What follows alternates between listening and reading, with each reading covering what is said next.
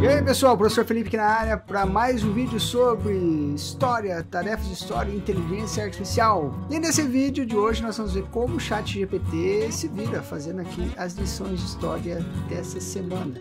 Lições que eu passei para o sétimo, para o oitavo, para um dos 9º anos que eu dou aula. Então vamos ver como é que se sai essa ferramenta aí ao executar essas tarefas que são simples, mas nem tão simples assim. Já estou gravando a tela aqui e acompanhe comigo para ver os resultados. E aí, essa primeira pergunta aqui, 7º ano. Qual é o significado da palavra Estado com letra maiúscula? E aí vocês veem em tempo real o que o ChatGPT está dando de resposta aqui. Ó. Pode se referir a diferentes conceitos, dependendo do contexto em que é utilizada. Entidade política, conjunto de instituições, condição de algo com alguém. Aqui na terceira ele vacilou, né? Errou na terceira definição, mas foi muito bem aqui na primeira e na segunda, né? Na primeira, entidade política, o Estado pode ser entendido como uma entidade política soberana que exerce autoridade sobre um território e uma população. Perfeito. 2. Conjunto de instituições. O Estado também pode ser compreendido como um conjunto de instituições que exerce poder e autoridade em uma sociedade, incluindo governo, administração pública, forças armadas, sistema judicial, entre outros. E excelente resposta também. Agora, na terceira, ele já foi para o Estado com letra minúscula, né? A não ser que fosse o início de uma frase aqui. Então, deu uma vacilada, mas, enfim, satisfez a resposta aqui, né? Vamos ver aqui, pegar a segunda pergunta da mesma tarefa do 7º ano. É um assunto bastante complexo para 7º ano. Eu falei isso para os meus alunos, né? Que é um assunto um pouquinho chato até, de teoria política, mas necessário. Aí a gente continua na mesma conversa. E coloca a segunda pergunta. O que significa dizer um rei com poder absoluto? Aí ele já diz que se refere ao sistema de governo conhecido como absolutismo. Nesse tipo de regime, o rei detém todo o poder político e exerce o controle total sobre a sociedade, instituições e Estado. Isso significa que o rei não está sujeito a nenhuma forma de controle ou limitação por parte de outros poderes, como o legislativo ou o judiciário. Ele possui o poder de tomar decisões unilaterais e de fazer leis sem necessidade de aprovação de outras autoridades. Segue aqui, continua o texto, como vocês estão vendo aí na tela, e de fato foi bem aqui, né? Acho que foi uma boa definição aqui, né? Até existe um certo debate sobre se o rei tinha todo esse poder absoluto mesmo, como se costuma supor. Mas esse é um debate mais avançado aí na teoria política, na historiografia do século XVII, XVIII. Enfim, não é coisa para se achar na internet, realmente. Então, aqui a gente pode considerar que o ChatGPT foi muito bem nessa segunda resposta. Agora vamos ver se ele vai tirar, né? Digamos que ele está tirando um 9, 9,5 aí até agora, né? Vamos ver agora se ele vai tirar 10 realmente. O que significa a palavra moderno? Opa, aqui eu que errei, hein? Vamos parar aqui, ó. Na placa é palavra. Vou perguntar de novo aqui, ó. Então, se perguntar errado, não tem como avaliar, né? Qual o significado da palavra moderna ou moderno?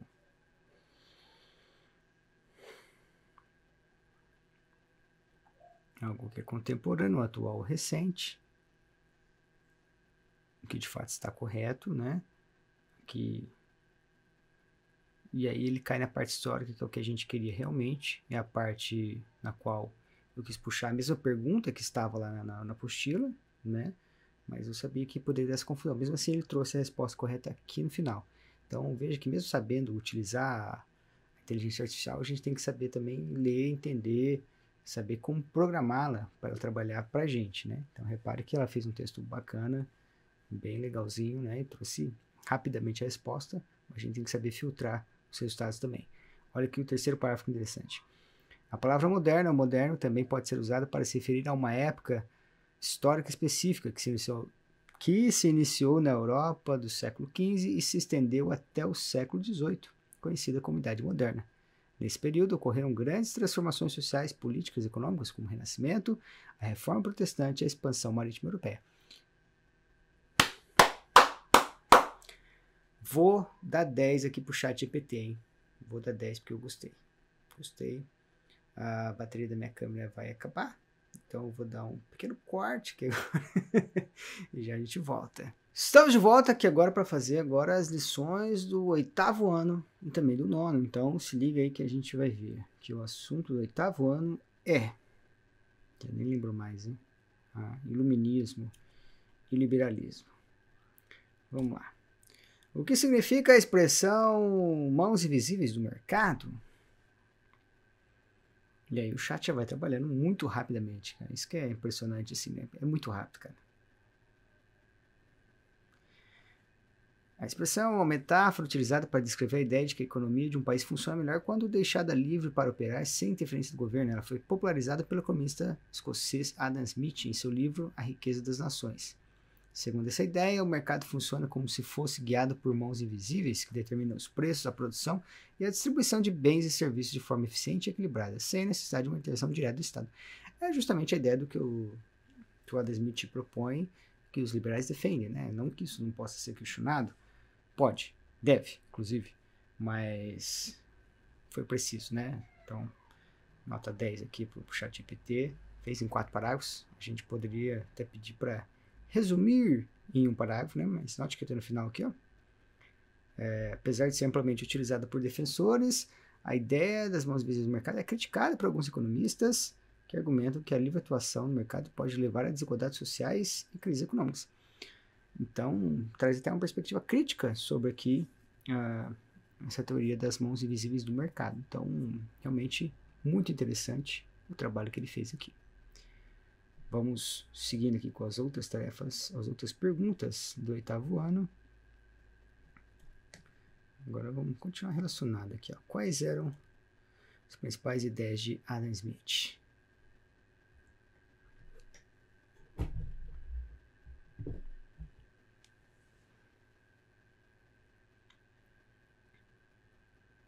Adam Smith foi um dos mais importantes economistas e filósofos escoceses do século XVIII e suas ideias influenciaram profundamente o pensamento econômico moderno. Algumas de suas principais ideias incluem livre mercado, divisão do trabalho, interesse próprio, teoria do valor do trabalho, papel limitado do governo. Já deu 5 ideias principais aqui. Foi bem interessante, uma resposta bem completa. Também eu vou bater palma aqui. Realmente o ChatGPT mandou muito bem nessa tarefa aqui. É extremamente rápido. Né? Em questão de 30 segundos aí, ele faz um trabalho desse. É espantoso. Agora vamos ver a última. Aqui do 8º ano, que tem a ver com iluminismo. Qual era a relação dos iluministas com as religiões? Existia uma relação complexa e variada com as religiões. Em geral, muitos eram críticos das instituições religiosas e das formas tradicionais de religiosidade, especialmente da Igreja Católica e do clero. Defendia a tolerância religiosa, respeito à liberdade de crença, acreditava que a religião deve estar subordinada à razão e à ciência, né, aquilo que a gente também conhece como deísmo, né, e que a crença em dogmas e superstições era contrária à busca pelo conhecimento e progresso humano. Então, tá aqui perfeito também, resumiu de forma brilhante aqui a relação dos iluministas com a religião. Não foi raso, né, também tem uma profundidade aqui, vamos dizer, adequada, né, não é uma tese de doutorado que a gente quer aqui, não é um livro sobre esse assunto, a gente quer um comentário, uma resposta rápida, e isso ele dá. Então, mandou muito bem aqui nesses assuntos do 8º ano. Hein? Nota 10 para o ChatGPT. Fala que também alguns eram mais radicais, que alguns defendiam o ateísmo e o materialismo. Né? Eram minorias essa parte aqui, bem minoria mesmo, né? Mas existia. E, portanto, é importante notar que as opiniões dos iluministas sobre a religião variavam amplamente, não havia uma posição unificada entre eles, assim como quase tudo, né, do iluminismo. Eles não tinham posições parecidas, né? Cada pensador era um livre pensador, e o fato que os unia era a crítica ao absolutismo, a crítica ao controle da expressão, das instituições, das artes, essas coisas, né? Então, aqui ele foi muito bem, perfeito, né? 8º ano, ChatGPT, nota 10, hein? Vamos ver agora o 9º ano. 9º ano, parece... Meus olhos eu acho que está mais fácil ainda, acho que ele vai se dar ainda melhor. São expressões mais específicas aqui, são perguntas mais específicas. Vamos lá. Explique o que foi a Belle Époque. Período de prosperidade, otimismo e progresso cultural que ocorreu na Europa e nos Estados Unidos entre o final do século XIX e início da Primeira Guerra Mundial. É uma expressão francesa que significa bela época, para descrever o clima de otimismo. Um grande desenvolvimento econômico industrial, expansão de ferrovias, eletrificação das cidades, aumento da produção em massa de bens de consumo, avanço da ciência e tecnologia, descoberta de novas fontes de energia como petróleo, tecnologias como telefone e automóvel. A cultura também floresceu, com movimentos artísticos como impressionismo e art nouveau, popularização de novas formas de entretenimento, cinema, teatro e revista. A moda também se tornou uma forma importante de expressão cultural, com o surgimento de estilos como o vestido tubinho, os chapéus elegantes e os trajes de banhos modernos. Aqui eu acho que até rola uma confusão, inclusive com relação a muitos produtos culturais, né? Filmes, revistas e tudo mais. O pessoal dá uma misturada entre Belle Époque e anos 20. E não estou querendo cravar que tem um erro aqui, tá?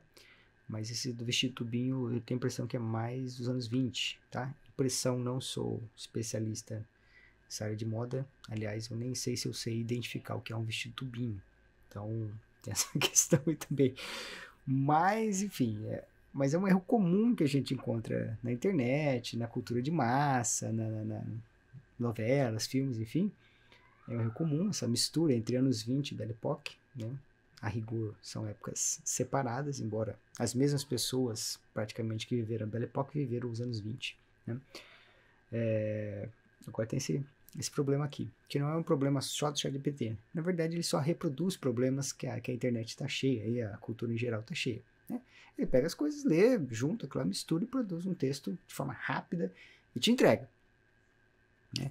Mas, enfim, tem esse probleminha aqui, mas eu daria um 9 aqui pro ChatGPT nessa resposta. Apesar de ter terminado com a Primeira Guerra Mundial, a Belle Époque deixou um legado duradouro na cultura e na sociedade ocidental, influenciando a moda, a arte, a literatura, a música e as décadas seguintes. Dou um 9, vai. Agora vamos lá para a expressão paz armada. Vamos ver o que ele responde.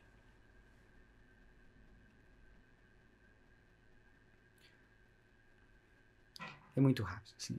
O que me impressiona é a rapidez. Ele dá aquela piscadinha ali, ó, 5 segundos e já vem. A expressão é usada para descrever um período de relativa paz e estabilidade política que ocorre na Europa nas décadas que antecedem a Primeira Guerra Mundial. Durante esse período, as potências europeias investiram pesadamente em seus exércitos, navio de guerra e tecnologia militar, criando um ambiente de tensão e rivalidade entre elas, que não desembocou em guerra, mas que criava essa tensão, justamente o que justifica a expressão paz armada. Então, perfeito, resposta excelente aqui também. Então, ele coloca que houve crises diplomáticas, né, nesse período da paz armada, mas que de fato não desembocou em guerra, né?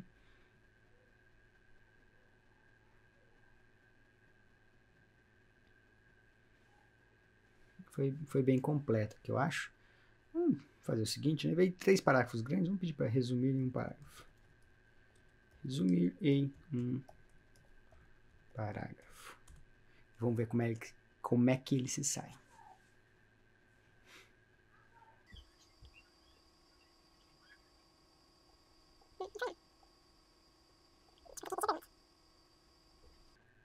Ah, tá. Agora sim deu a resposta em um parágrafo apenas, né? A expressão paz armada descreve o período relativo à paz, estabilidade, papapá. Foi muito bem. Ele deu uma resposta mais completa e quando a gente quer um negócio mais curto, mais focado, ele também é capaz de fazer. Então, realmente está de parabéns esse chat GPT aqui. Agora, a última de hoje, hein? Última questão de hoje.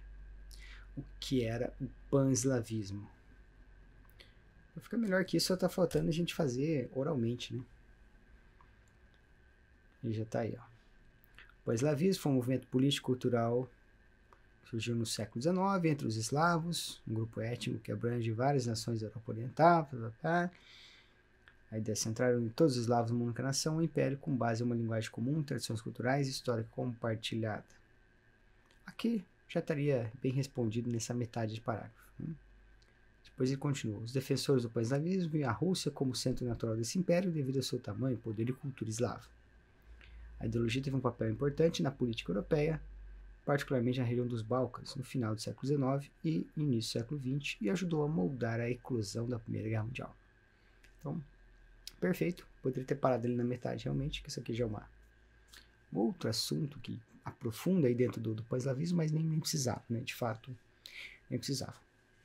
Agora, para encerrar esse vídeo aqui, né? Seja você um aluno meu, ou que não seja aluno, né?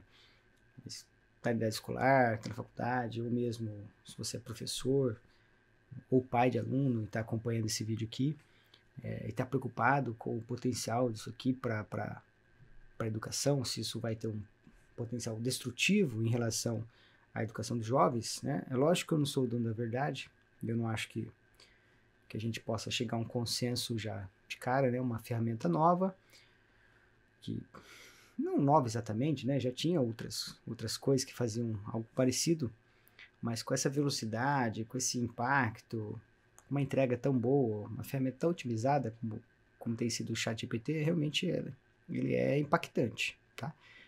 Assim como foi o Google lá 20, 30 anos atrás. Ele não foi o primeiro buscador de coisa na internet, né? Tinha outros buscadores antes do Google, mas o Google otimizou todas essas ferramentas e ganhou o mercado, enfim. Agora a questão é, isso vai acabar com a escola, vai acabar com a educação? Eu acho que não. Pode até ser que eu esteja sendo muito otimista, mas eu acho realmente que não. Eu acho que ele só toma, digamos, toma espaço de quem não pensa, né? A nossa grande virtude em sermos humanos é sermos criativos, né? Você ter a sensibilidade para identificar certas coisas. Né? Uma leitura que depende, então, de momentos históricos, momentos sociais, saber falar na hora certa, saber identificar algumas coisas, né? E até, inclusive, a inteligência artificial, ela precisa ser treinada com base nas coisas que nós humanos definimos como importante. Então, não acho que é para se espantar, não. Agora, de fato, uma coisa para se preocupar quando a gente, por exemplo, constata que muitos dos nossos alunos, infelizmente, né, e até quem não é nosso aluno, não está chegando, mas nem perto do nível do que a máquina já faz.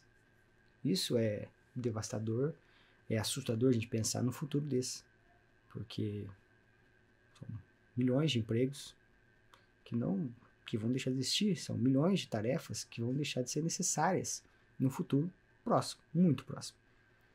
Então, é necessário, sim, repensar e ainda mais melhorar, né, a nossa escola, a nossa educação, a nossa formação, tornar nós humanos ainda mais humanos, humanizar ainda mais a escola, porque realmente a ferramenta chegou e vai varrer aí muita coisa nos próximos anos, né, de uma maneira muito rápida. Então, realmente acho muito interessante, muito importante que todos conheçam, que venhamos a debater, explorar, entender como isso aqui pode nos ajudar ao invés de nos atrapalhar, certo? Inclusive, eu já tenho pensado muito nisso, né? Faz muito mais sentido numa prova hoje eu pedi que os alunos façam perguntas, formulem perguntas, do que deem respostas decoradas, ensaiadas, aquelas coisas assim. Eu acho que faz muito mais sentido hoje para o mundo, né? A pessoa ser capaz de perguntar do que ser capaz de reproduzir respostas prontas. Mas isso é só a minha opinião. Se você quer deixar a sua, deixa nos comentários. Por hoje é só e até a próxima, gente. Até mais.